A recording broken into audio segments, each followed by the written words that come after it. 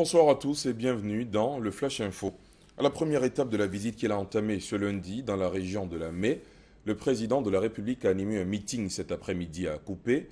La population d'Akupé, par la voix du député Sanlé-Jean Cressor, en ont profité pour formuler leurs doléances au chef de l'État, principalement les problèmes socio-économiques de la localité.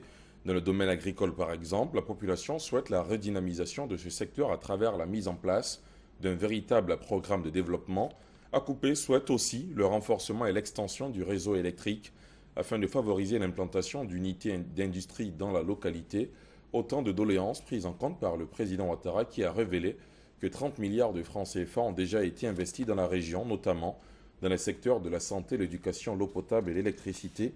Les temps forts de ce meeting dans la grande édition. Depuis le premier trimestre 2015, une pénurie de ciment sévit sur le marché national, entraînant ainsi une hausse des prix du ciment variant de 10 à 30% selon les localités. Une situation qui a poussé les ministres du Commerce et celui de l'Industrie et des Mines à co-animer ce vendredi une conférence de presse.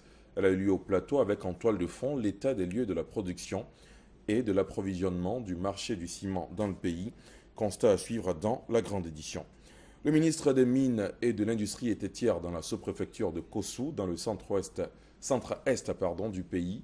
Aux côtés de son collègue chargé de la Défense, Paul Kofi Kofi, Jean-Claude Brault est allé constater le déguerpissement effectif de 50 sites illicitement exploités par les orpailleurs. Plus de 150 sites dans le nord et le centre du pays sont concernés par cette opération de déguerpissement. Le gouvernement entend par cette action forte à rationaliser l'activité d'orpaillage sur le sol ivoirien. Reportage. L'orpaillage clandestin, c'est exploiter de l'or sans autorisation et en toute illégalité. Le phénomène dont l'exercice reste artisanal a des conséquences désastreuses sur l'environnement, les communautés, mais surtout la santé. Conscient de cette situation, le gouvernement a pris le taureau par les cornes en initiant le programme de rationalisation de l'activité d'orpaillage. L'orpaillage clandestin mené par des personnes sans autorisation qui utilisent les moyens non conventionnels interdits tels que les produits chimiques avec des destructions de la nature comme on le voit autour de nous. Il était donc vraiment nécessaire d'arrêter cela. Entamée depuis le 27 avril dernier, l'opération doit se poursuivre jusqu'au 16 mai prochain. Jeudi déjà, le commandant supérieur de la gendarmerie de Kossou a fait le point de l'opération en cours. À ce jour, plusieurs sites dont Djekanou, Tibissou Iré dans le centre et Korogo Boundiali Ferké dans le nord ont été fermés. La visite de certains de ces sites a d'ailleurs permis de prendre la mesure de la catastrophe écologique. C'est aussi l'occasion d'interpeller donc tous ces orpailleurs clandestins éparpillés sur l'ensemble du territoire pour leur dire que les hommes sont sur le terrain. Plus de 150 sites illégaux sont concernés par cette opération. Après le déguerpissement, les orpailleurs autorisés pourront, eux, exercer leur activité dans des couloirs réservés en toute légalité. À l'étranger, des heurts hier dans la capitale guinéenne ont laissé 4 personnes blessées selon le gouvernement, une dizaine selon l'opposition.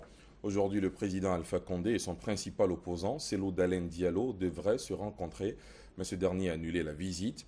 Alpha Condé avait convié Cellou Dalein Diallo pour une rencontre en tête-à-tête ce vendredi donc, la qualifiant de main tendue et souhaitant renouer le dialogue pour aller vers une sortie de crise.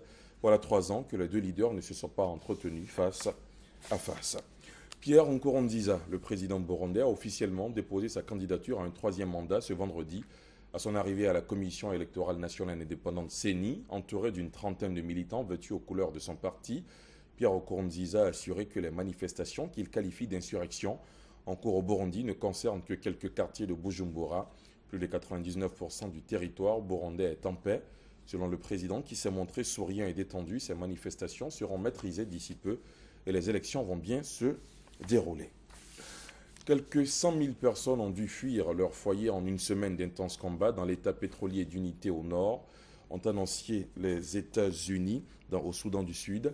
Depuis le début du mois de mai, les activités militaires au sud de Bentiu, dans l'état d'Unité, ont contraint jusqu'à 100 000 personnes à fuir leur maison, a déclaré ce vendredi dans un communiqué le coordinateur humanitaire de l'ONU pour le Soudan du Sud, Toby Lanzer. Ces combats sont parmi les plus violents enregistrés depuis le début du conflit en décembre 2013, dans le plus jeune État du monde, qui a déjà fait plusieurs dizaines de milliers de morts. Selon des résultats provisoires et inattendus, le Premier ministre conservateur David Cameron remporte une large victoire au Royaume-Uni. Le scrutin est aussi marqué par un raz-de-marée des nationalistes écossais. D'après les dernières projections, non seulement David Cameron sort vainqueur des élections législatives, mais en plus, le Parti conservateur n'aurait pas à négocier avec d'autres formations pour former un gouvernement. La majorité absolue lui serait acquise à la Chambre des communes. Il faut ajouter à ce tableau imprévu par les sondages le résultat presque parfait du parti indépendantiste écossais SNP qui rafle à 56 des 59 sièges en jeu en Écosse. Le scrutin est aussi marqué par la déroute de l'opposant travailliste et chef du Labour, Ed Miliband. Quant au parti europhobe et populiste UKIP, il ne glanerait que 2 sièges. 8 mai 1945, 8 mai 2015, 70 ans après la capitulation de l'Allemagne nazie, des commémorations ont lieu un peu partout à travers l'Europe, notamment en Pologne et sur les Champs-Élysées à Paris.